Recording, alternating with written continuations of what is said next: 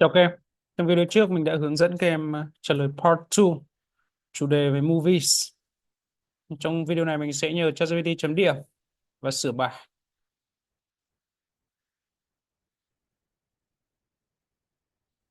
This is an answer to a speaking test. The band score is from A2 to C2. What is the score of my answer?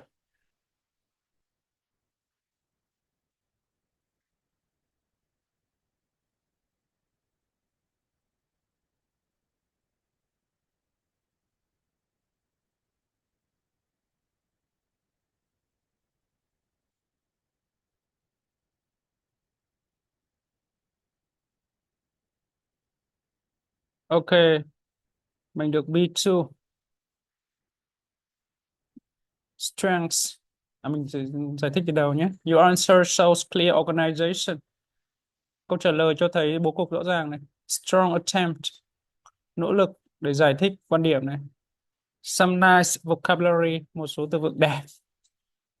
To evaluate your speaking answer accurately, để đánh giá cái câu trả lời speaking một cách chính xác theo như thang điểm CEFR.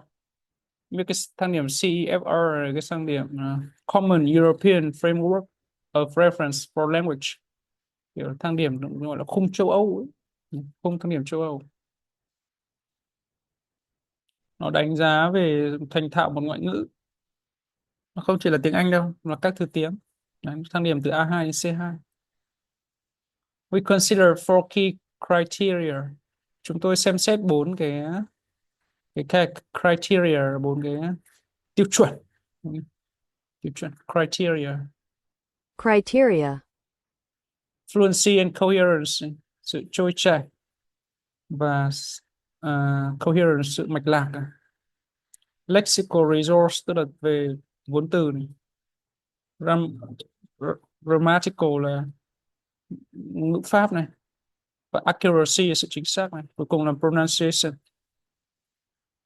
Nhưng ở đây pronunciation thì nó không đánh giá được, isn't accessible.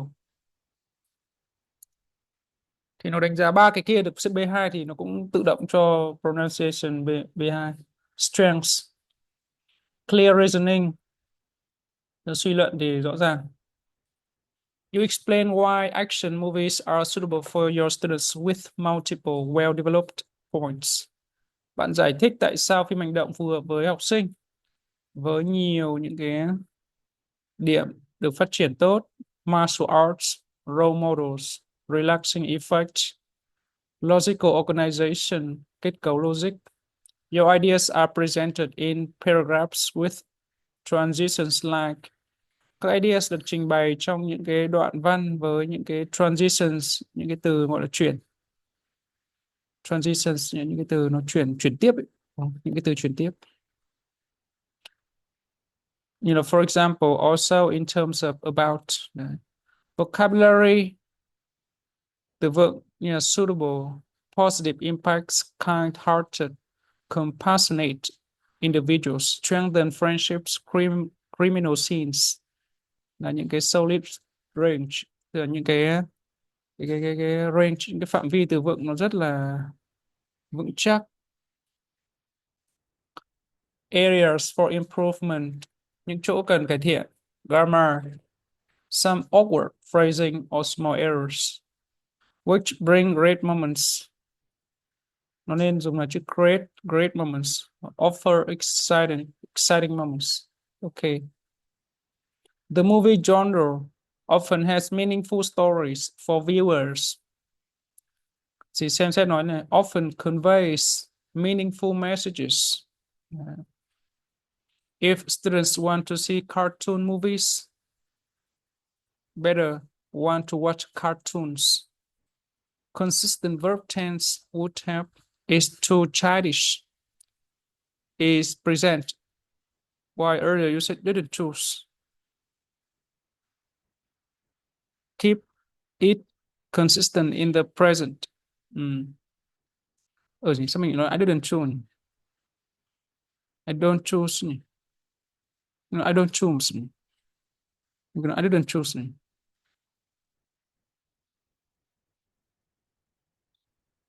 I don't choose. Nhầm. This type movie is repeated. Cái này dùng hơi nhiều. Sự lặp lại đấy, repetition. Try to vary expressions like students feel relaxed and unwind. Chuyển thành students can de-stress or recharge mentally. Fluency. In spoken form, the length and complexity is if some sentences may lead to pauses or hesitations. Một số cái mẫu câu mà nó dài phức tạp ấy, có thể dẫn đến pause, nó ngập ngừng và kiểu phải ngừng lại. Hesitation là chần chừ. Practicing more natural linking phrases will improve fluency. Thực hành những cái cụm từ nối tự nhiên, nó sẽ làm tăng cái sự mạch lạc, sự trôi chảy. Another reason why. What's more, on the other hand. Lần sau mình nên thêm cái này thì đáng đi học rồi.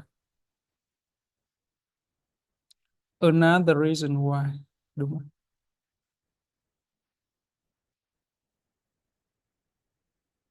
Another reason why.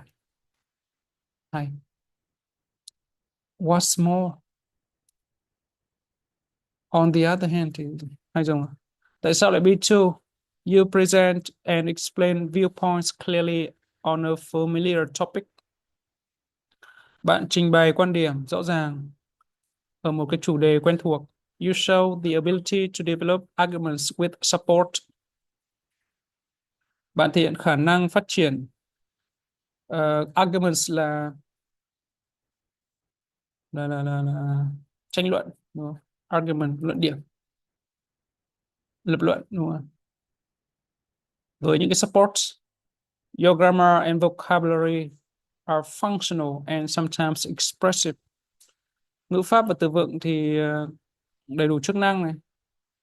Expressive, tức là bày tỏ một cách rõ ràng này. Biểu cảm, biểu cảm.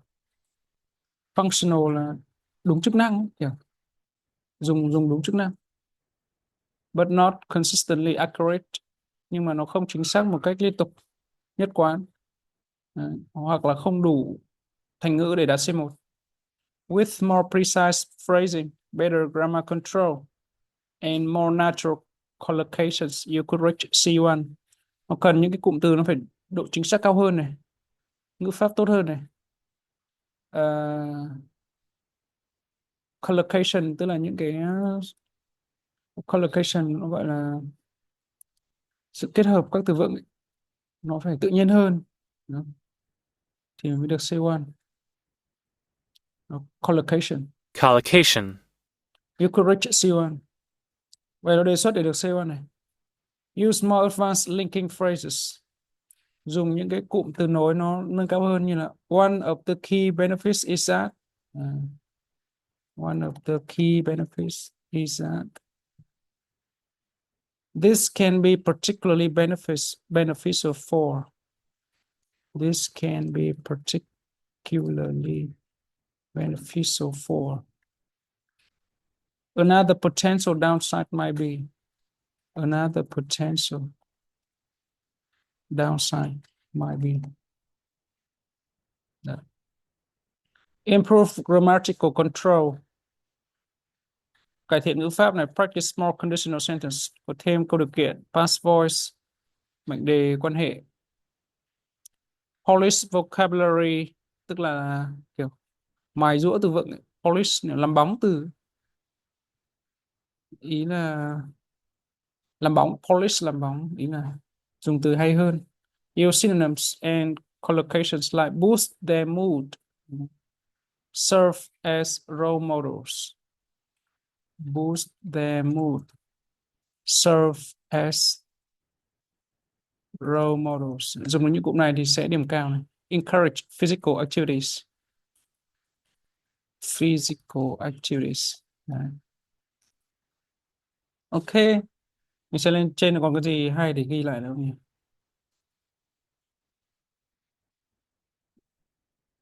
Ví dụ là bring great moments. Nên viết thành là create great moments. Đấy. Hoặc là offer exciting moments. Đấy. Thay vì has meaningful stories, has meaningful stories nên chuyển thành là convey đúng không? Conveys meaningful messages. Đó. Thì những cái đó nó là những cái collocation nó tốt hơn, natural hơn. Đúng không? Cartoon movies chuyển thành cartoons thôi. Đó.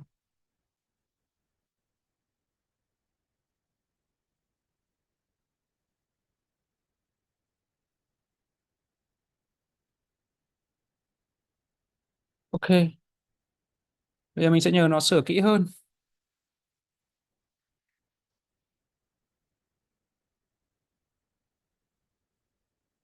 Tell me the sentences that sound unnatural and give me your suggestions.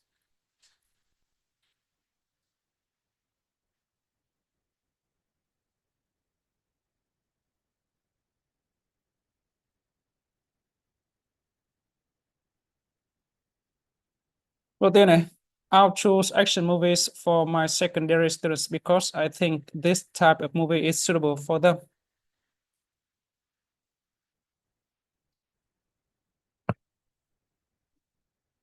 I'll choose thì nó bảo nghe không được tự nhiên cho cái context này. Nên chọn I would choose action movies. Tại cái này là tưởng tượng này. Because they are well suited for their interests. Ok, là cái câu này.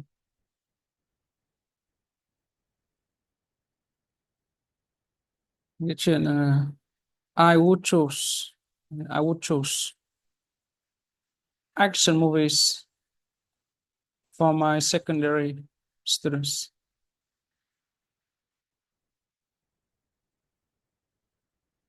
Because they are well suited for their interests. Well suited for their interests. Đấy. Hoặc là sửa như sau.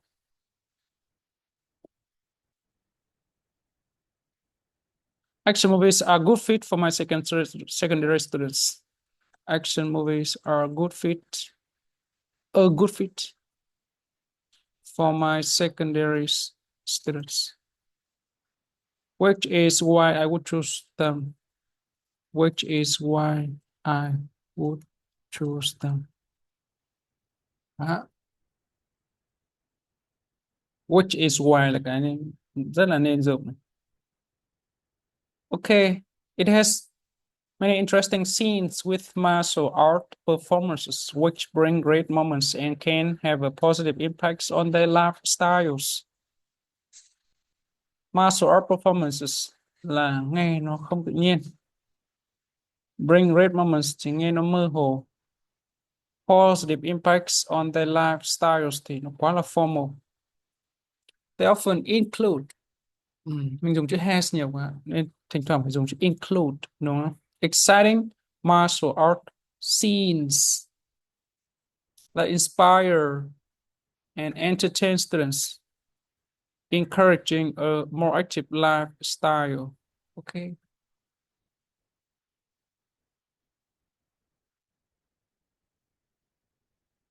Yeah. So they often include. Well, they often include exciting martial art scene, exciting martial art scene that inspire and entertain students, encouraging a more active lifestyle.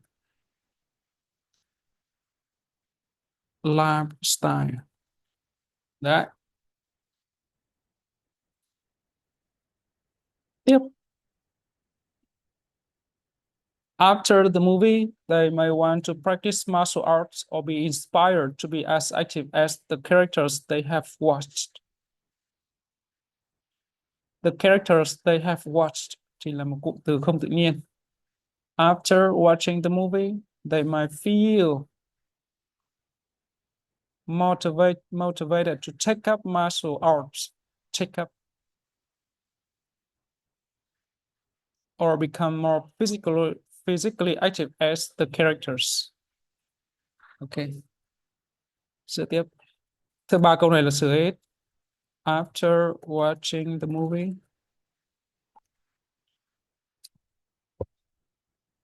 After watching the movie, they might feel motivated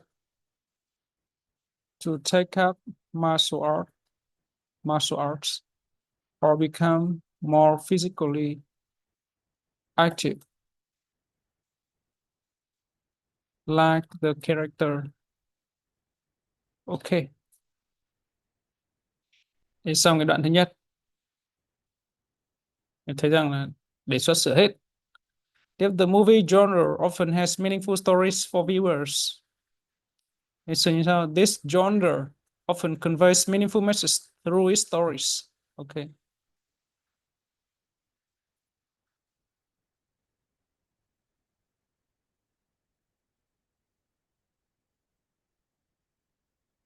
This genre often conveys meaningful messages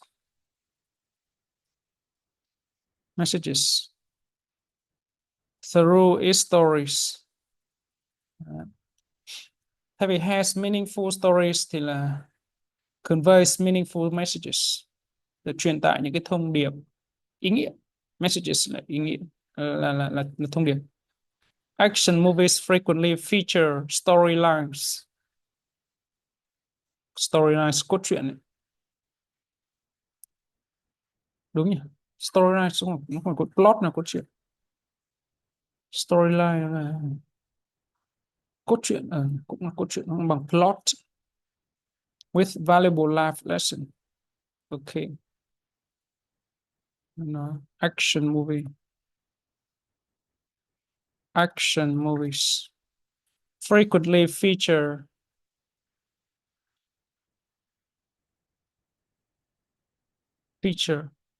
storylines with valuable life lesson. Đấy. Tiếp. This lesson is pretty useful for my students who are learning new skills and developing their own personalities. Pretty useful thì nghe nó quá là casual, suồng xã. Developing their own personalities thì nghe không được tự nhiên, awkward. These lessons can be especially valuable for students who are learning new skills and shaping their identities. Phát triển tính cách thì nó dùng cái từ là shaping their identities. Okay. These lessons, những cái bài học này, can be especially valuable for students who are learning new skills and shaping their identities.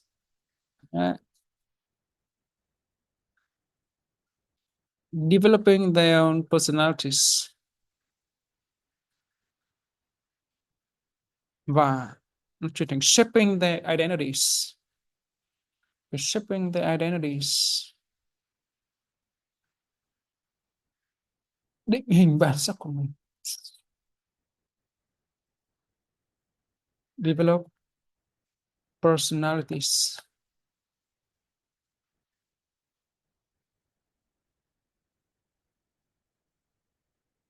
Cũng là được đấy. Develop personalities. Nói chung cụm đấy là được. How to think people develop their personality. Đấy. Hoặc là building characters personalities.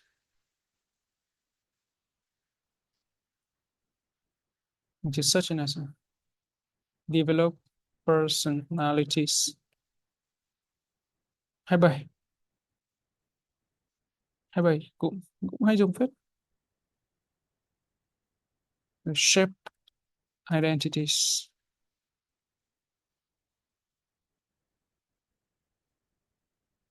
36 cũng hay phổ biến hơn.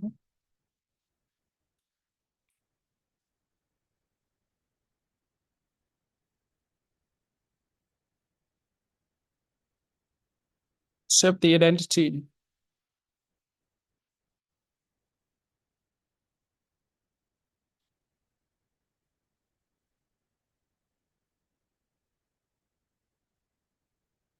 Shape her identity. Shape the identity of his band. Ok, mình nghĩ cả hai dụng cụ này đều dùng được. Tiếp này.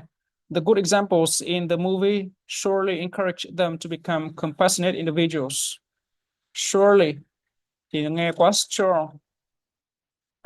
The positive role models in the movie can encourage them to become more compassionate individuals. Good examples thì có chuyển thành good role models. Role models. Đấy. Surely encourage nên chuyển thành can encourage.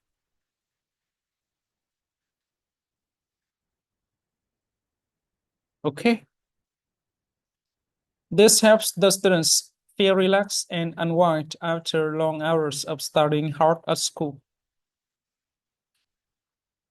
Nó bảo cái này là redundant, thừa. This helps students relax là được rồi. Ok, chỉ dùng một cái thôi nhỉ. Cảm thấy thư giãn và cảm thấy unwind, chung là cũng cảm thấy giảm stress.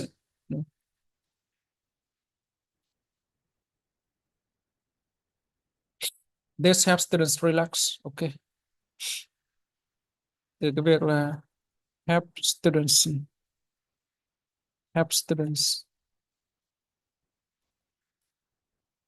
feel relaxed and unwind, chuyển thành help students relax some. Okay. Yep, they can have many great memories together, strengthen their friendship, and making life more enjoyable.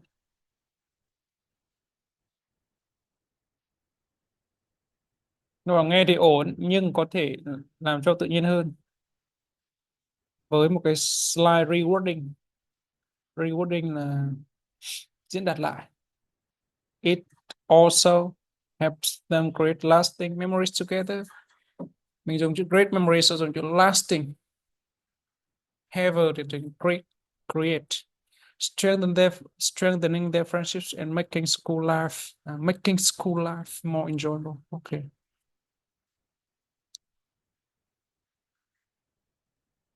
It also helps.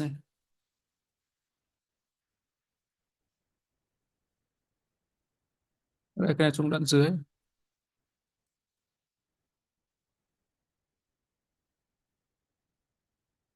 Đây. It also helps them create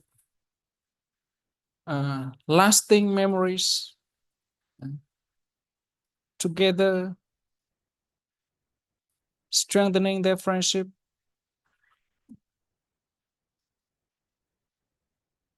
and making school life more enjoyable. Making school life more enjoyable. Okay. Yep. In terms of cartoons, I don't choose it as this type movie is too childish. I I don't choose it là không đúng thì I wouldn't choose cartoons as they are too childish for this age group. Chị hiện tại là sai. Mình chị hiện tại là sai. I wouldn't choose cartoon as they are too childish for this age group. Okay. If my students want to see cartoon movies, they can easily find them on the internet and watch them together. Cartoon movies chuyển thành cartoons on the internet thì cụm này hơi gọi là outdated, lỗi thời. You can easily find them online. Watch them together. Okay. Thì cartoon movies thì chuyển thành cartoon này. On the internet thì chuyển thành online thôi. Lỗi thời.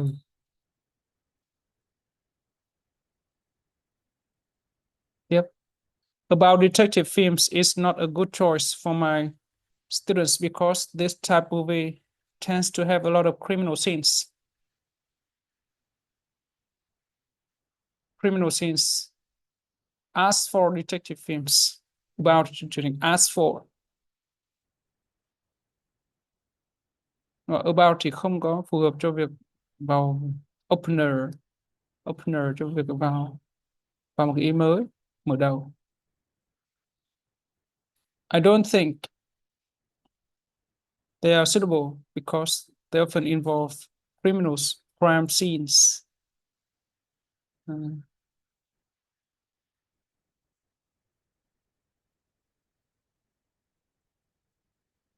As for detective films. Okay, as for. As for. I don't think they are suitable. It's not a good choice.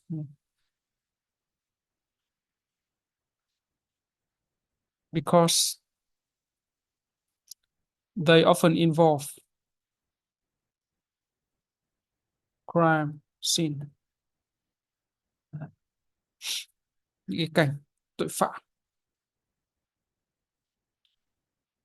Also, the movie content is quite complex, making viewers think a lot. Making viewers think a lot thì nghe nó hơi mơ hồ.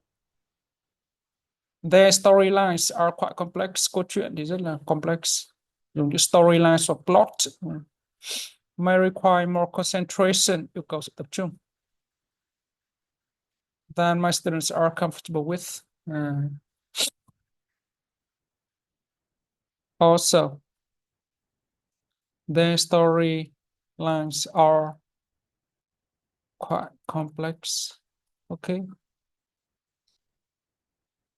Movie content thành là storylines and may require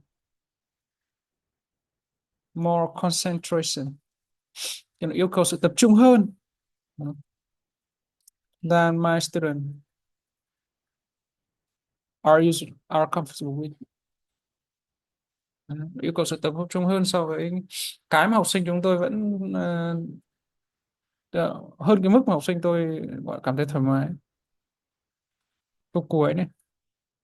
Meanwhile, we prefer to watch the movies that bring us funny and joyful moments rather than the ones with police investments about crimes. The movies that bring us funny and joyful moments là dài dòng. Police investigation about crime thì là redundant. We prefer movies that are light-hearted and entertaining. Okay. Dùng những cụm từ đấy nó hay hơn thật. We prefer movies that are light-hearted and entertaining rather than those focused on criminal investigation. Okay. Gần như là nó sửa cả bài. Thế mình đã học xong với ChatGPT. Bài này mình viết đúng là phải sửa nhiều.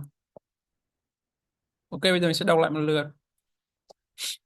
I'll choose nên sửa thành I would choose action movies for my secondary students because I think this type of movie is suitable for them. Đến chuyện này because they are well suited for their interest. They are well suited for their interest. It has many interesting scenes. Thì chuyển thành là they often include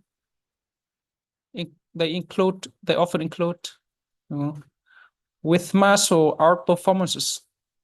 It has many interesting scenes with martial art performances. which bring great moments and can have a positive impacts on their lifestyles. It often include exciting martial art scenes. Ngắn gọn hơn. It often include exciting martial art scenes, which no, well, that inspire and entertain students, encouraging a more active lifestyle. Inspire and entertain students, encouraging a more active lifestyle. After the movie, they think after watching the movie, they may want to practice martial arts. They might more motivated, feel motivated to take up martial arts, or become more physically active, like the characters. Okay. The movie genre often has meaningful stories for viewers. This genre often conveys meaningful messages through its stories. Convey meaningful messages through its stories. For example, the main character is often a kind-hearted person who helps others and tries to make the community a better place. This lessons is pretty useful for my students who are learning new skills and developing their own personalities. These lessons can be especially valuable for students. Pretty useful cho nên là especially valuable for students who are learning new skills and shaping their identities hoặc là developing their personalities đều được. The good examples thì chuyển thành là good role models, đúng không? Good role models in the movie can encourage them to become compassionate individuals.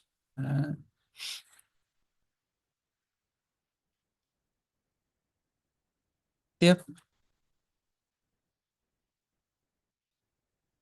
Action movies also have various funny scenes, making the audience laugh a lot. This helps the students relax.